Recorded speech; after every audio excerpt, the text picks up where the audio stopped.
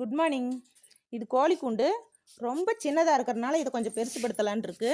பெருசுப்படுத்துறதுக்கோசரம் இந்த வலையை கட் பண்ணி இதில் ஜாயின் பண்ணணும். எப்படி கட் பண்ணுறோன்னு பார்க்கலாம் வாங்க.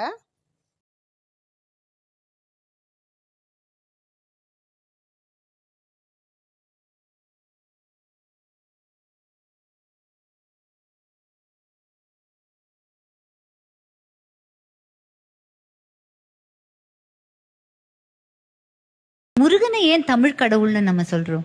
தமிழ் எழுத்துக்களை வல்லினம் மெல்லினம் இடையினம்னு பிரிக்கிறோம். முருகான்ற வார்த்தையிலேயே மெல்லினம் இருக்கு, இடையினம் இருக்கு, வல்லினம் இருக்கு. உயிர் எழுத்துக்கள் 12ன்னு அவனை பார்த்தா 12 கை வச்சிருக்கான். மெய்யெழுத்து 18ன்னு பார்த்தா 6 முகத்தையும் சேர்த்து 12 கையோட 18 வச்சிருக்கான். ஆயுத எழுத்து 1ன்னு பார்த்தா வேலாயுதமும் கையில வச்சிருக்கான்.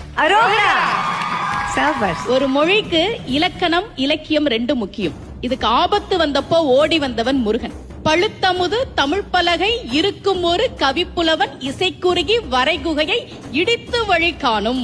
தமிழ் இலக்கணத்திற்காக, இலக்கியத்திற்காக, தமிழ் புலவர்களுக்காக ஓடி வந்த முருகன் தமிழ் எழுத்துகளின் வடிவத்தை கொண்டிருக்கக்கூடியவன், தமிழர்களுக்கு தெய்வமாக இருக்கக்கூடியவன் என்பதால் அவன் தமிழ் கடவுள்.